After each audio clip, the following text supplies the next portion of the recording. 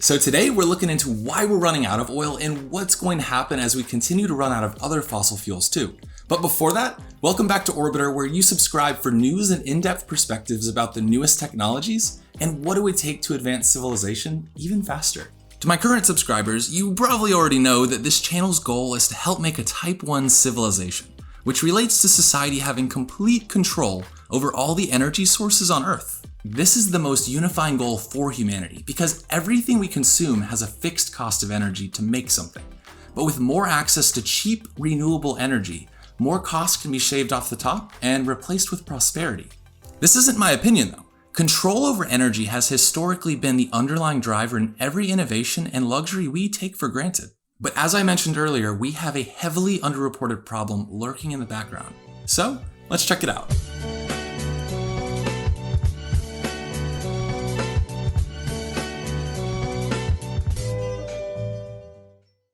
Now, to really grasp the situation, we gotta zoom out over the last 100 years. Just a couple highlights to keep in mind would be that humanity gained the ability to live longer, consume more, have sex more, and build buildings bigger.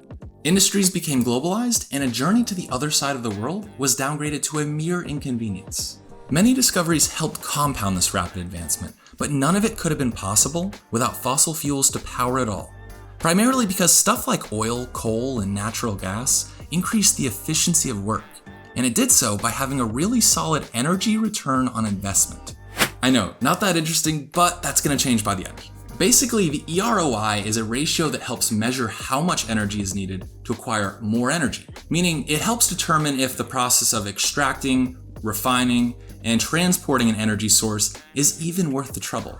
Let's take oil for example. 100 years ago, it took 1 barrel of oil to get around 1,200 barrels of oil. But if we fast forward to today, well, that's where things get scary. Times have changed. After using 1 barrel of oil today, we can expect an estimated return of just 6 barrels of oil after the energy finally makes it to market. That graph I showed you earlier tells us two very important things. First being that our grandparents have already dug up the cheapest and most accessible fossil fuels. And second, it's taking more time and money to find what's left. There's only a limited supply of fossil fuels on Earth though, and at the rate we're consuming them, we're expected to run out in a little over 100 years. The civilization we've grown up with has become so large and dependent on electricity. But that sinister problem I mentioned at the beginning deals with humanity getting closer to something called a net energy cliff, which is when the energy we use to obtain more energy is no longer worth it. The closer we get to that cliff, the more that prices will increase for basic necessities, and over time, luxury items and lifestyles will become too expensive for the average person. And by luxury, I'm referring to things like AC, hot showers, meat, riding in a plane, or even the servers that hold your favorite Netflix show. With less energy to go around, industry may be forced to cannibalize itself, potentially causing a reallocation of energy toward industries that only provide the basic needs of life. With every passing year, the possibility of product shortages could increase, and financial markets could descend to all-time lows. You have to keep in mind that work requires energy, and things like the stock market, the place where most retirements are dependent on, are full of speculations for how much work will occur in the future. But if a society has energy scarcity, the output of a company, or in other words, the work they will produce, will be less. Less work means less profits, and if people start to notice that trend, it might mean that many companies could be seen as overvalued, which leads to selling. This kind of future runs completely counter to the infinite growth and advancement mindset that fills our world. But if you were born recently, like me, you should understand that constant growth is a new thing, and it comes at a price. Thankfully, Earth already offers all the renewable energy we need to pay that price. But currently, many countries haven't committed the investment needed to begin rapidly using, storing, and sending that kind of energy to where it's needed. So now that you understand that we're literally running out of time before prices go up for mining and manufacturing, what do you think would happen if we invested in renewable technologies too late? Well, in short, the longer it takes for us to deploy the technologies, the more expensive it's going to get, because we use fossil fuels to make it all. This could be pretty bad, because a late start could create a situation where it takes longer to get a return on investment, which discourages investment. Let's suppose global action was taken now. What do you think that transition would look like? Well, it's worth pointing out that there are many different types of renewable technologies, and some work intermittently, like solar and wind, while others work around the clock, like hydroelectric or geothermal. Most studies I could find on the topic have a big focus on the next 50 years, but a common trend between them all indicates that if we were to make a total transition to renewables with our current level of technology and consumption levels, we would end up in a world with significantly less energy over time, or at least in the short term. Of course, this is oversimplification, and there are some regions where that could be the opposite.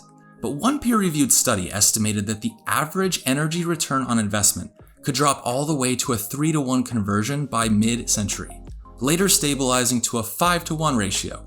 You can think of it almost like using 1 barrel of oil to get 5.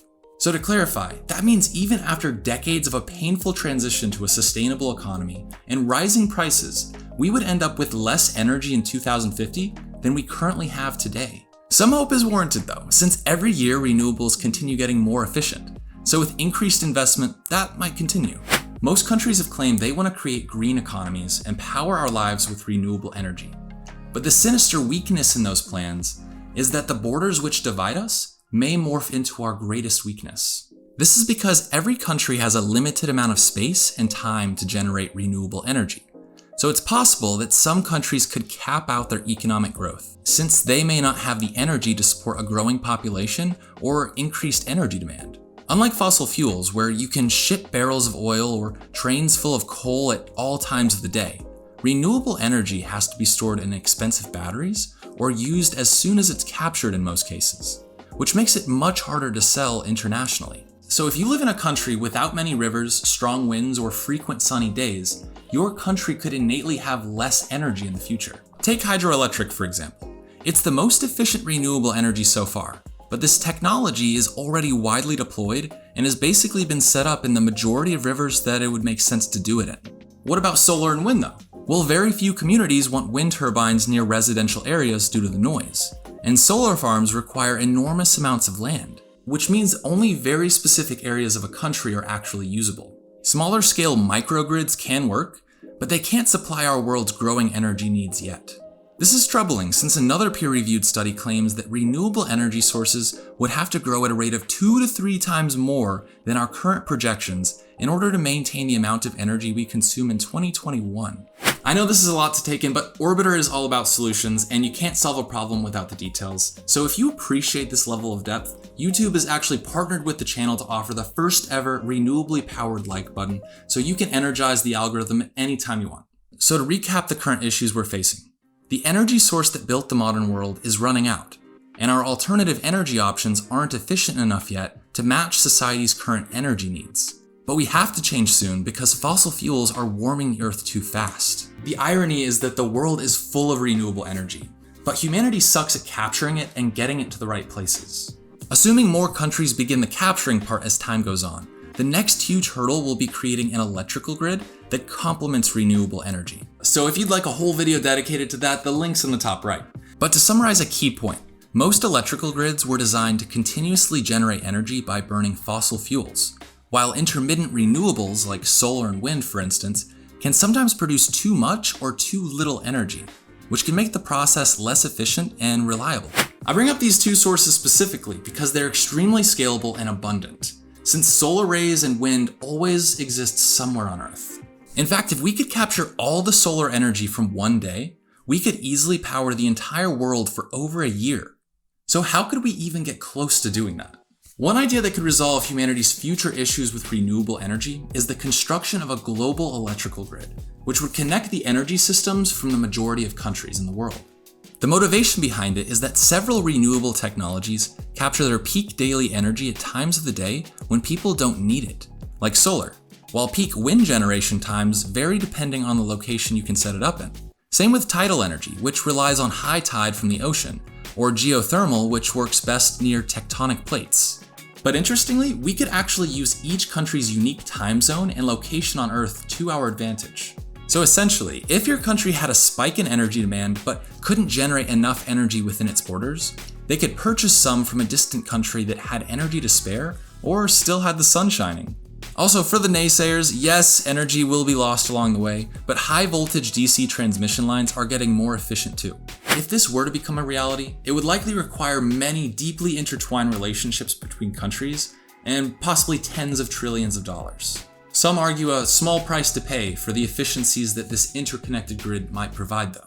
The political side of things would be the greatest challenge, usually due to claims of national security concerns. But energy scarcity could be far more damaging than any war. In fact, it's been a driving factor for many wars recently. On a technical side though, I think it's a lock.